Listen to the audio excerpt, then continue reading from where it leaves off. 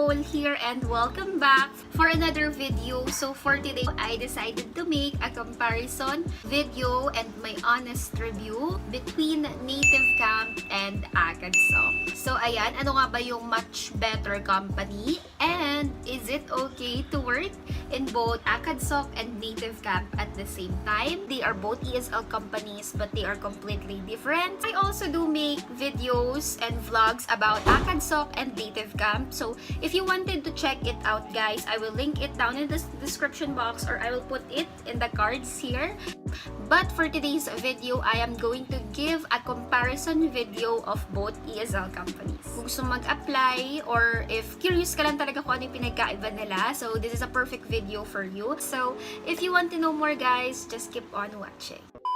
Okay, so just a little background about sa akin is I started working at ACADSOC last December 2019.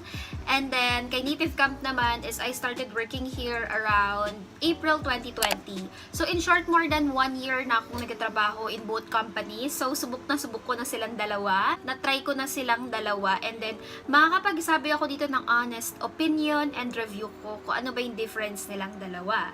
But, just a disclaimer, guys, this is my own personal experience. So, maaring magkaiba tayo ng experience. And then also, the time you are watching this also depends. Kasi, alam mo naman si company, nag-iiba rin siya ng mga rules. So, maaring yung mga masasabi ko dito is pwedeng mag-iba in terms of time. But anyway, for today, 2021, ito po yung mga na-experience ko. So, ayan, without further ado, let's proceed sa comparison video.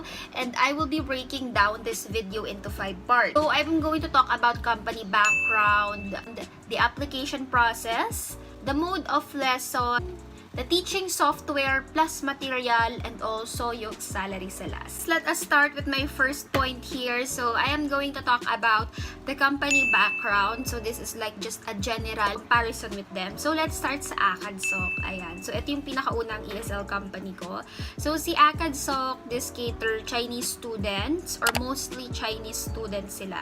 Meron ding mga student in different nationality like French, but most likely talaga Chinese yung magiging student mo. And you know, the TMs here are Chinese. Ayan.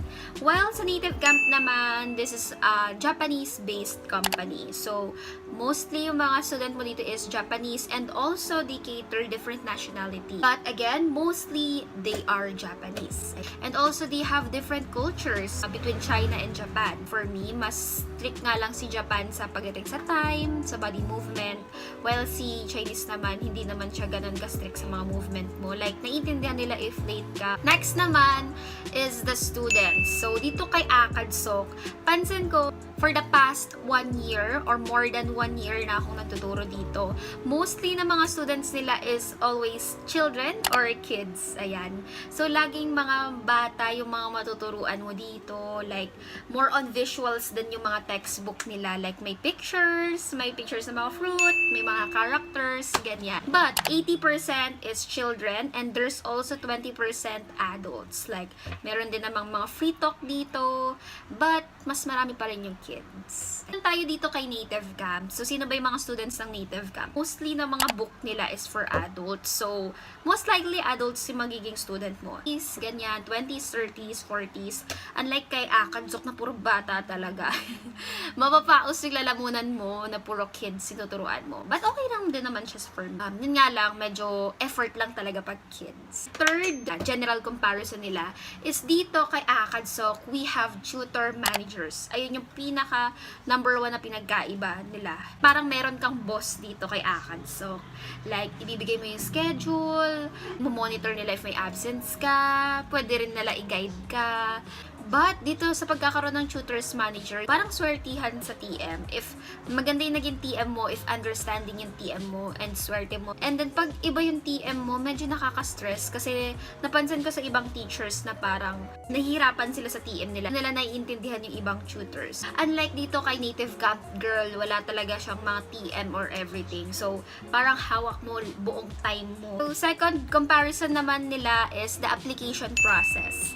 Ayan, so pag-usapan muna natin yung application process ni ACADSOC. So, paano ba mag-apply dito? Noong 2019, yung application process is interview, Okay, they will going to set an interview, schedule an interview.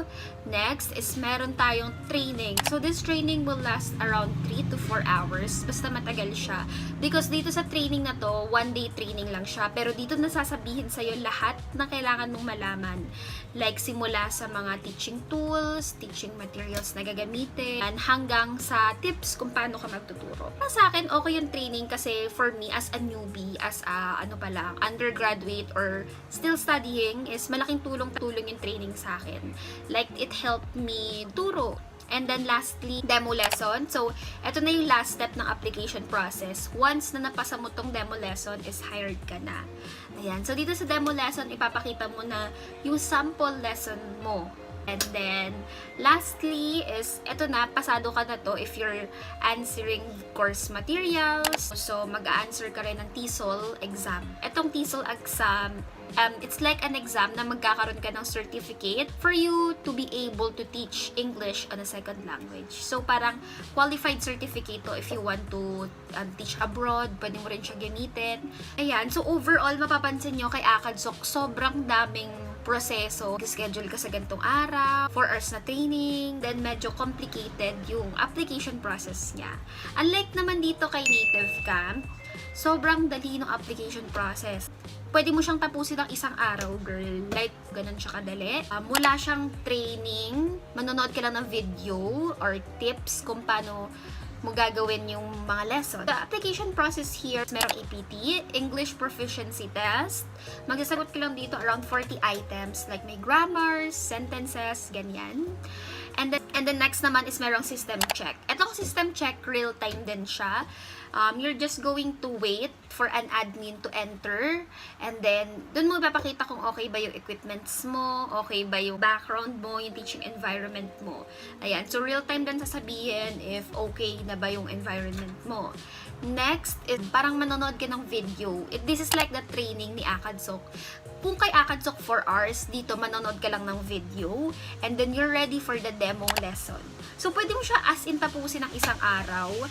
Ang maganda dito kay Native Camp, siya ituloy anytime. Like, mag-log out ka lang and then pag-login mo, kung saan ka natapos, doon ka. Hindi niya na kailangan ng mag-schedule, ganyan. So, mas convenient talaga siya as in mas madali yung application process. So, for the application process, I would really choose Native Camp. Unfortunately, dito sa Native Camp, wala talaga siyang trainings.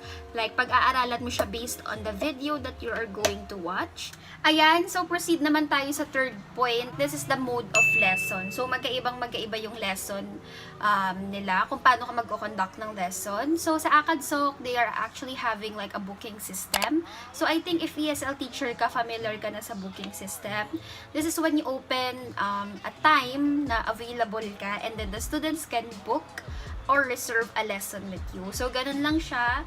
Booking system lang siya. And then, napansin ko sa booking system nila, if you plotted like a sked, lalo na kung holiday nila or peak hours, talagang mabilis mapuno tong schedule mo. Like, napansin ko, kahit on the day na ako nag-schedule, meron agad maraming mga students. So, ayun yung good part kay ACADSOC. Sobrang dami nilang student.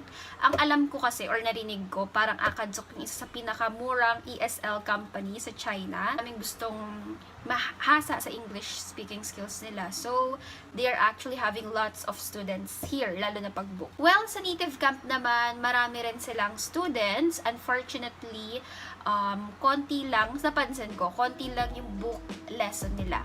Meron din silang book lesson when you are going to open time. Meron din mga magbubook, marami din. But mas maraming nag-take ng sudden lesson.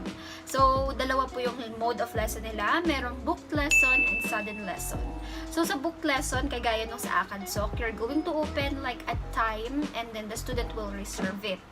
But, pagdating dito sa Native Camp, if bago ka, you are going to have your standby. So, mag-wait ka, naka-open yung cam mo, mag-wait ka ng biglang papasok na student. Ayan. So, actually, ang daming students sa standby, like, pansin ko like 10 minutes or 5 minutes, mag-wait ka, and then biglang may papasok na ng student sa'yo. For me, the disadvantage lang ng standby is hindi ka prepared sa lesson na ibibigay mo sa student. Like, bigla na lang siyang papasok sa classroom mo, hindi mo alam kung adult or child. Then, yung book nila is, bigla na lang a-appear, ganyan. Though, okay rin siya kasi, parang flexible kasi. Like, for example, ngayon, mag-open lang ako ng time and mag-standby lang ako. Pwede na ako magkaroon ng class, ganyan. And maganda dito kasi naka-open yung time nila or lessons nila. Pwede ka mag-lesson 24/7. So, kahit 4 AM yan, kung gusto mo mag-graveyard shift, okay lang.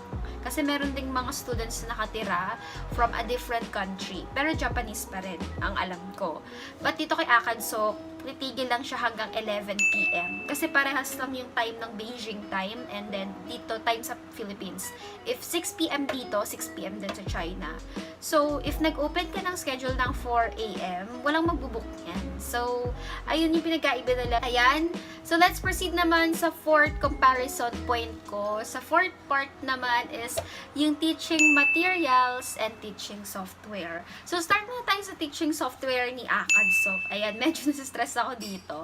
Kasi sa teaching software niya, once you got hired, ang daming ipapa-download sa'yo.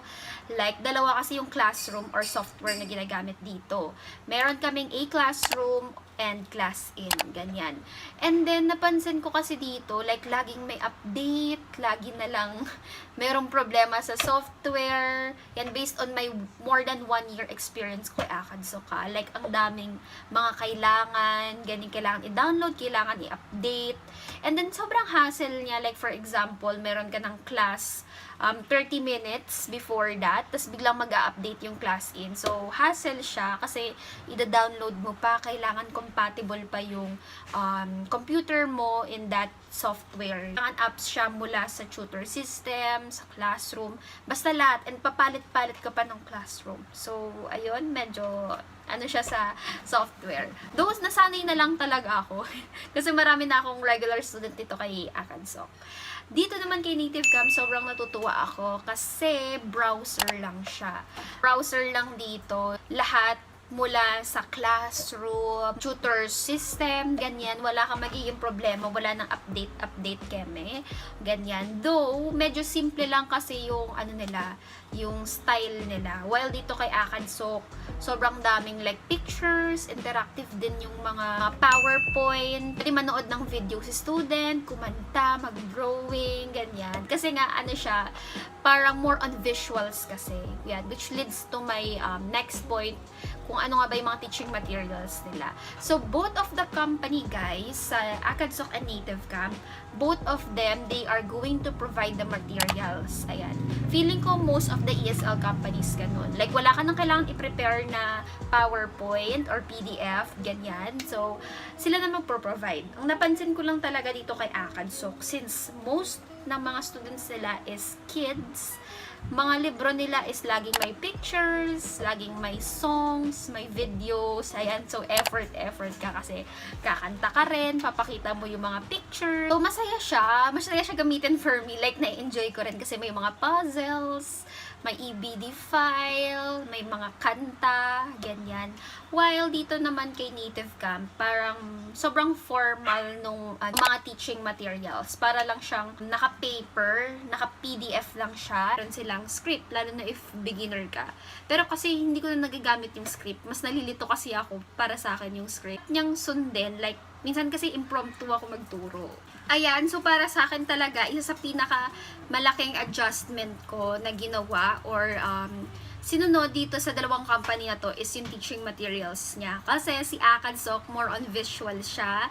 Pang mga bata, like maraming pictures, maraming mga songs, videos, and may mga games pa, like pwede siya lang mag-drawing, mag-encircles, kay ACADSOC.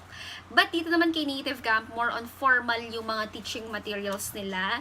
Like para lang siyang PDF. Siya masyadong interactive sa mga young students. So, mostly na mga gumagamit dito is mga adults talaga. Pero, both naman siyang okay. So, ayun lang naman yung sa software and then sa teaching material. And for my last point of my comparison video is number 5. So, ayun nga, ang number 5 naman is about sa salary and penalties. So, ayan, dito medyo mag-iiba-iba siya. Depende na lang sa time kung kailan nyo ito papanoorin. Ayan, so yung rate na binibigay, lalo na sa mga newbies, is 80 to 110 pesos per hour. Ayan, per hour siya, which means dalawang klase mo siya bago makuha yung rate na yon. So, depende na lang talaga sa TM nyo kung magkano yung ibibigay na rate per hour. Pero nung akin kasi, nung time ko, sa TM ko, ang binigay niyang rate is 105. Pero, may marami ako naririnig na mga bad review dito kay ACADSOC, lalo na when in terms sa salary. Meron pa daw umabot na 40 pesos per hour. So, 20 pesos per class. So, hindi ko alam kung totoo yun. If ganun yung rate nyo, comment down below guys if totoo ba talaga siya. Pero sobrang nakakagulat. Ayun yung isa sa pinaka-downside ni ACADSOC. Like, parang dahil sa mga TM, nag-iiba-iba yung management niya, hindi ganun ka-fixed, ganyan. Unlike dito kay Native Cam, sobrang fixed nung hourly rate mo. Ayan, actually hindi siya hourly rate per class yung bayad sa'yo. Like for example, may natapos na isang class, one sudden class is 57 pesos. Ayan. So if times mo siya by 2, ayun na yung per hour mo. So per class yung bayad dito kay Native Cam. Ayan. Basta, if sudden class, 57 pesos. 57.20 pa yata. But, kapag book class, yung kinonduct mo, 80 pesos per class siya. So, pumapatak siya around 160 per hour if booked siya. Ayan. So, mas maganda talaga if nakabuild kayo ng regular students dito kay Native Cam. And hindi lang yan, kasi pwedeng tumaas ng more than 100 plus per class yung rate mo, which is like 200 per hour. So, ayan, sobrang taas din nito ni Native Camp magbigay, but unfortunately kay ACADSOC, ito talaga yung rate nila. So, pili na lang kayo dyan, guys, kung ano yung mas prefer nyo. Based on my experience kasi, lagi talaga akong ACADSOC kasi marami akong regular students dito. Like, parang close ko na yung most of the students dito. Though kasi kay Native Camp, hindi ako makapag-build ng regular students sa kanila kasi mag-standby ka, mag-wait ka. Pero kung salary lang ang usapan, girl, Native Camp talaga. Obvious naman na mas mataas sila. Pareho silang may advantage and disadvantage. So, kayo na lang bahala mamili guys kung ano yung preferred company nyo. Ayan, so for my last point in this video, sobrang daming nagtatanong neto. Lalo na if meron akong ESL related video. And is it okay to work in both companies at the same time? So, actually, I have here the contract of both companies. Lalo na yung kay ACADSOC kasi mas madami kay ACADSOC dito. Marami silang rules, ganyan. But anyway, I printed this out kasi kailangan neto or kailangan ng contract if you're going to have your TIN number sa BIR. Nag-process kasi ako ng TIN number sa BIR and kailangan nila ng printed contract.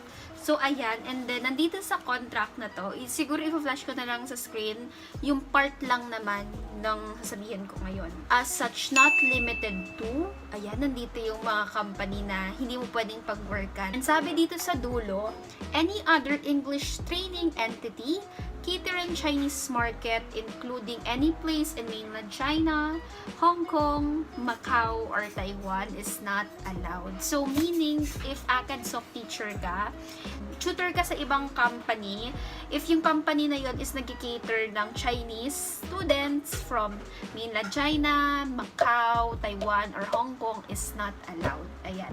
So, since yung second company natin is Native Camp that caters Japanese students, hindi naman Chinese yung mga kinikater niya lang students, so which means na okay lang na mag-work in both companies. Lalo na flexible naman yung schedule in both companies.